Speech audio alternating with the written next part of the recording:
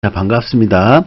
이번 영상에서는 yes24 그 인터넷 도서 출판하는 판매 사이트에서 제가 그 하버드의 부자 수업이라는 책을 읽었던 것들을 목차를 보면서 핵심 위주로 기억나는 것 중심으로 설명을 좀 드려보려고 하는데요. 제가 부자 관련된 책을 굉장히 많이 읽었는데 2020년도에 이 책이 출간이 되었는데요. 그때 당시에 좀 이제 시간이 좀 지났네요, 벌써.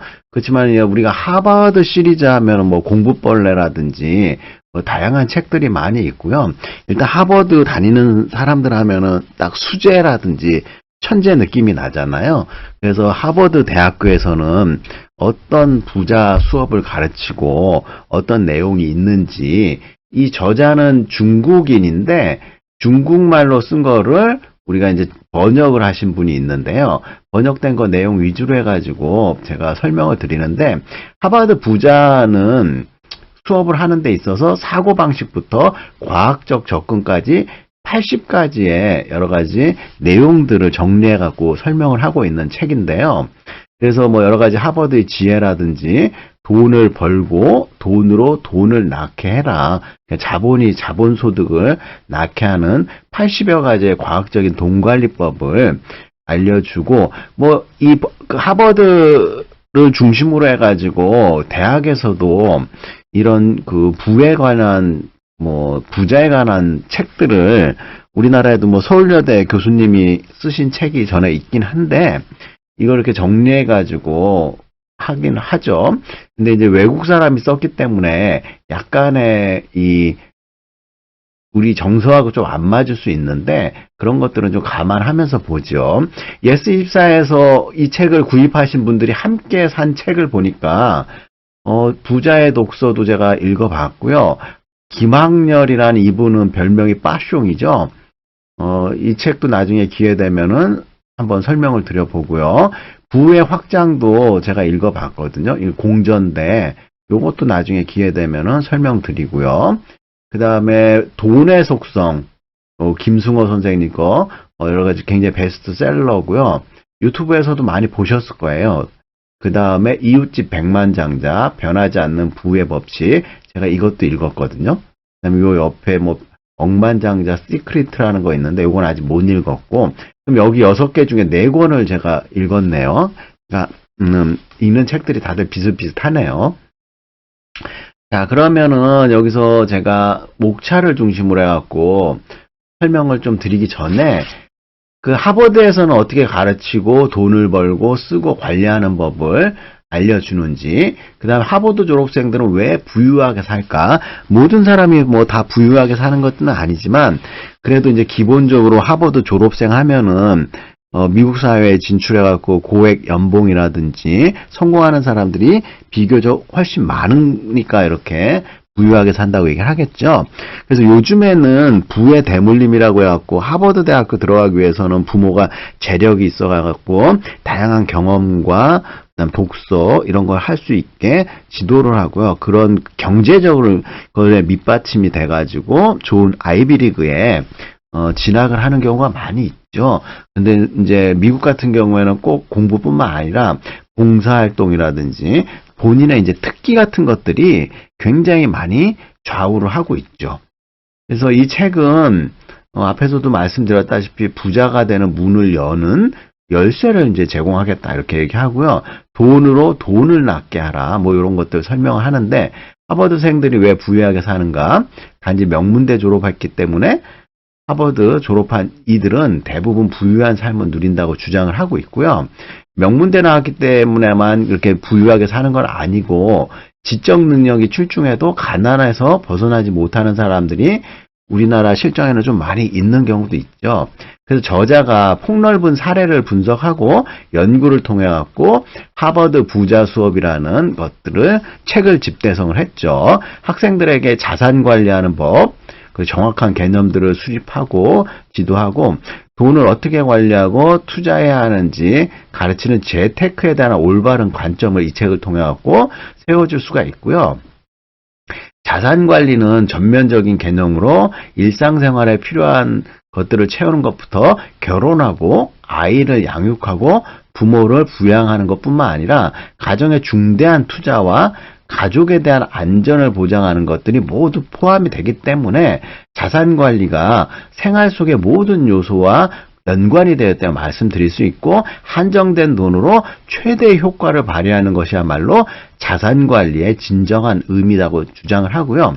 여기 80가지의 자산관리에 관한 과학적인 방법들을 제시를 하고 있는데, 부자되기라는 장기적인 토대를 다지는 돈을 불리는 방법이라든지, 가정재정을 거짓 건강 상태에서 벗어나게 하고 오히려 양성채무를 대담하게 짊어지는 방법. 여기서 이제 채무는 두 가지 종류가 있는데, 쉽게 말하면 빚이죠. 그래서 나쁜 빚과 좋은 빚이 있는데, 나쁜 빚은 소비를 위해서 그냥 써버리려고 빚을 지는 거예요. 예를 들어 카드 할부 빚이라든지, 친구한테 빌려갖고 뭐 다른 뭐 물건을 산다든지, 이런 소비를 하는 데 쓰는 거는 나쁜 빚, 음성 빚이 되는 거고요. 양성 채무라고 하면 좋은 빚인데, 돈을 빌려갖고 더 고부가치적인 일에 투자를 하는 거예요. 투자를 해가지고 이것이 다시 레버리지 효과를 내고, 요럴 때 이런 것들을 양성채무라고 부를 수가 있고요. 항상 경제 위기는 사이클을 타고 뭐 집값이 계속 오르다 떨어질 수도 있고, 환율, 주식 다 마찬가지죠. 그래서 이 책에서는 경제 위기에서도 내 재산을 구체적이고 상냥한 조언으로 관리할 수 있게 가득 설명하고 있고요. 금융 전문가 조지 소로서는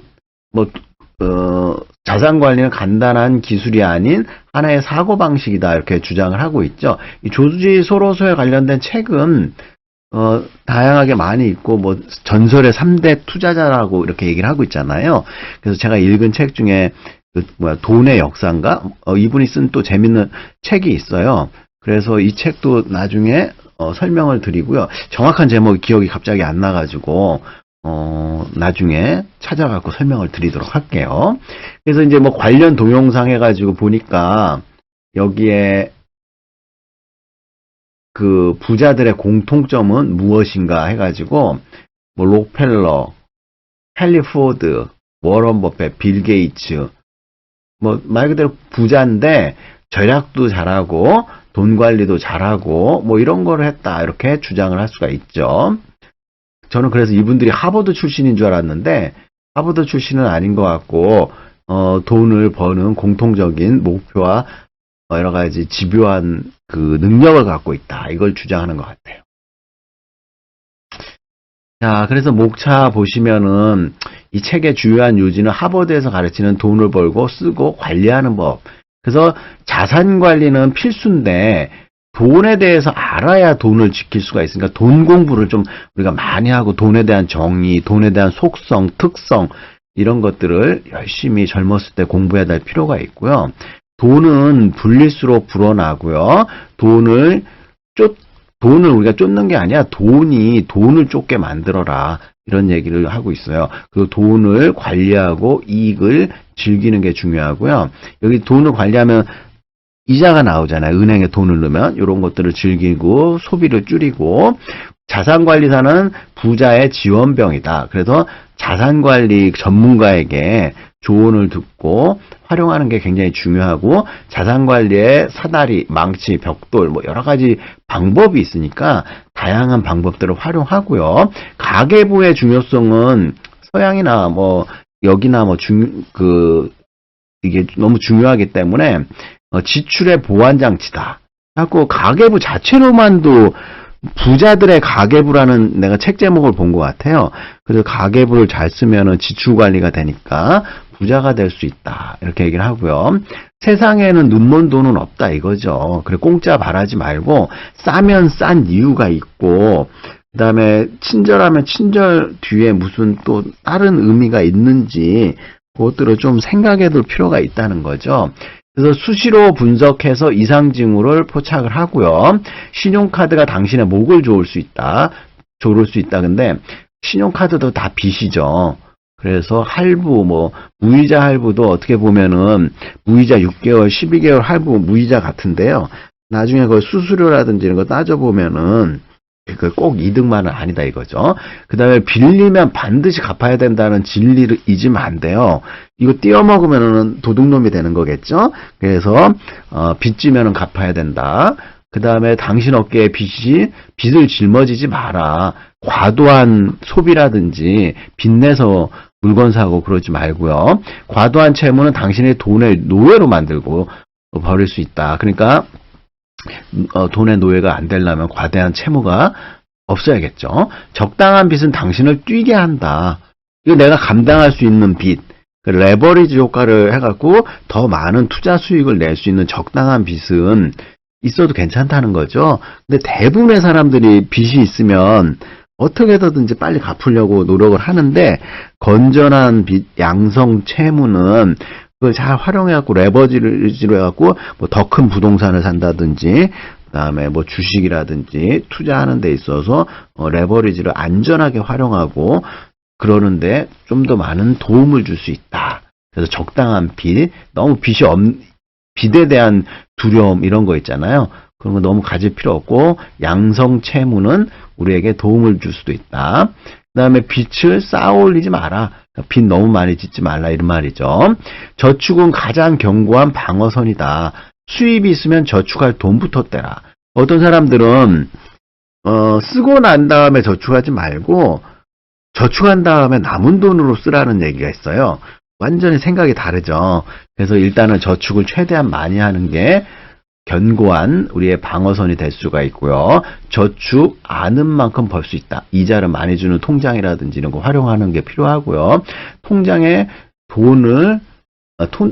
든 돈을 여러 가지 돌려라. 이 말은 회전, 여러 개의 통장을 가지고 적금식으로 해서 돌리는 방법이 있거든요.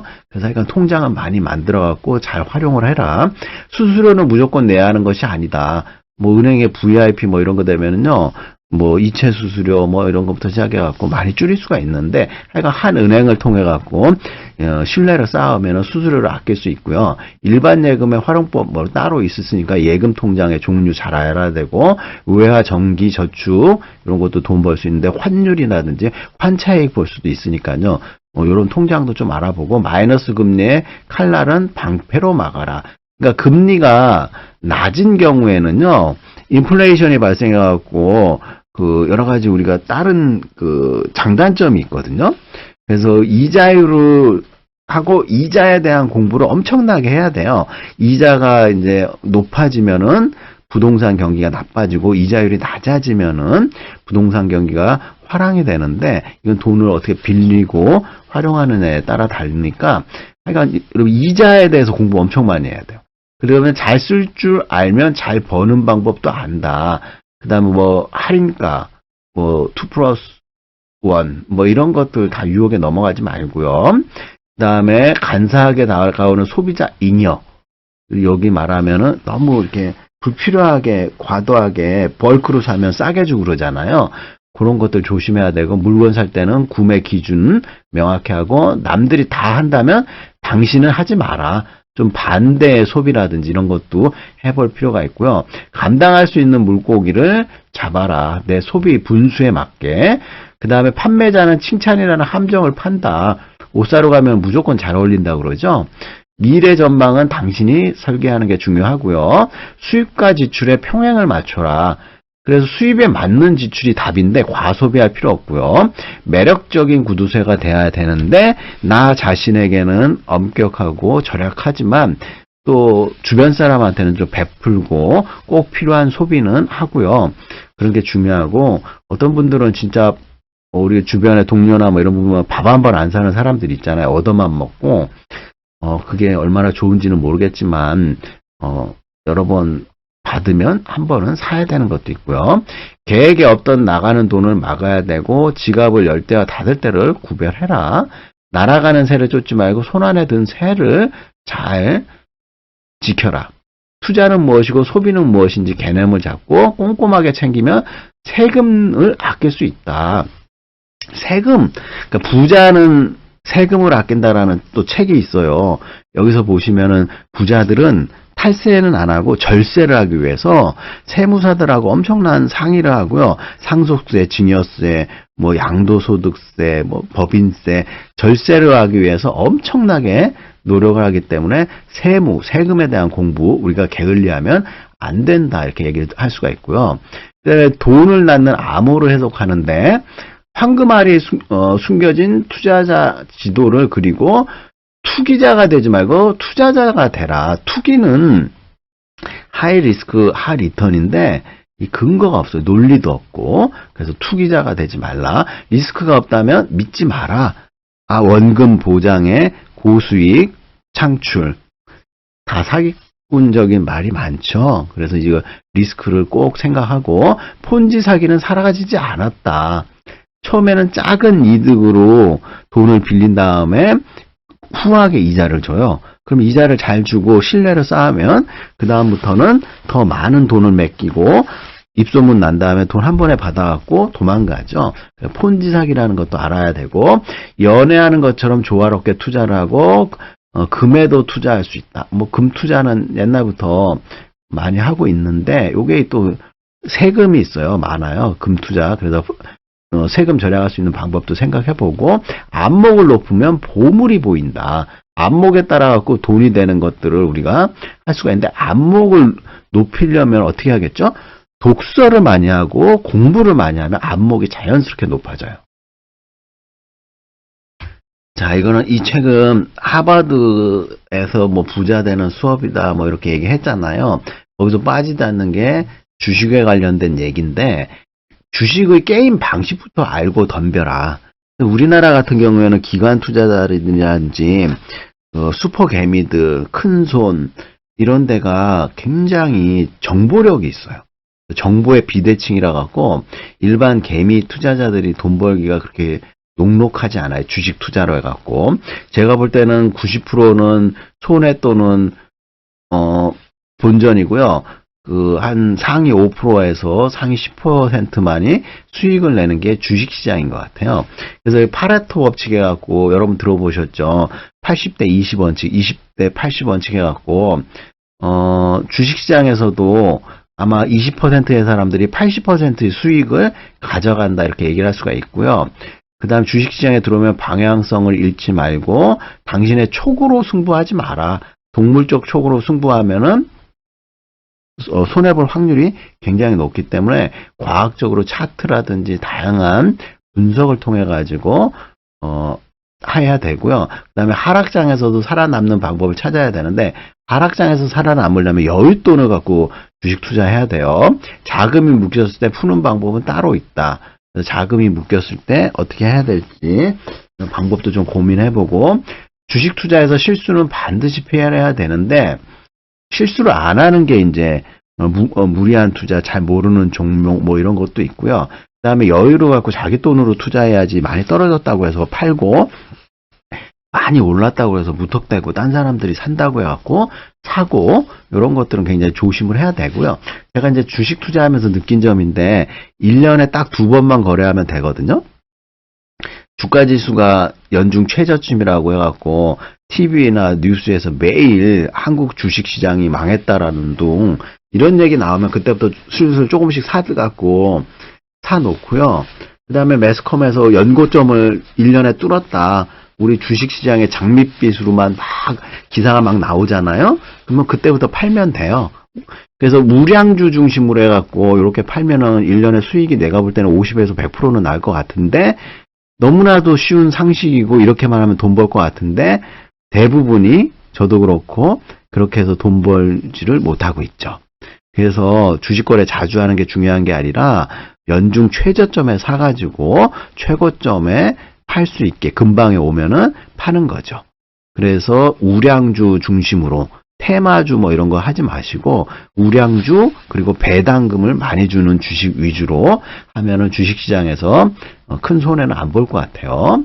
그다음 보험 관련돼 갖고 미래의 안전벨트를 보험이라고 하는데 보험도 하나의 투자고 꼭 들어야 되는 보험이 있고요. 보험은 급한 것부터 들어야 되고 보험 설계사들의 함정 이런 것들 조심해야 되고요. 사회보험만으로는 모든 걸 해결할 수 없기 때문에 개인 보장형 IRP라든지 뭐 ISA 계좌 이런 거 공부해 갖고 펀드라든지 꼭 이런 걸로 나중에 노후를 대비하죠. 보험금을 못 내도 보장은 받을 수 있다. 이게 한 3개월 정도까지 보장해 주는 것 같아요. 가만히 있으면 보험금을 탈 수 없다. 그래갖고 꼭 뭐 중요한 증빙이라든지 이런 것들 잘 활용하고 가족보험으로 보험료 아낄 수도 있고 재산에도 뭐 보험을 든다. 뭐 화재라든지 여러 가지 보험 드는 방법이 있고요. 보험도 공부를 좀 많이 해야 돼요. 안 그러면 쓸데없는 중복된 거라든지 해지하는 순간 바로 손해가 나거든요. 그렇기 때문에 처음부터 안 들어도 되는 것들은 안 드는 게 중요하죠. 다음으로 자녀에 대한 투자는 아끼지 마라. 이런 내용이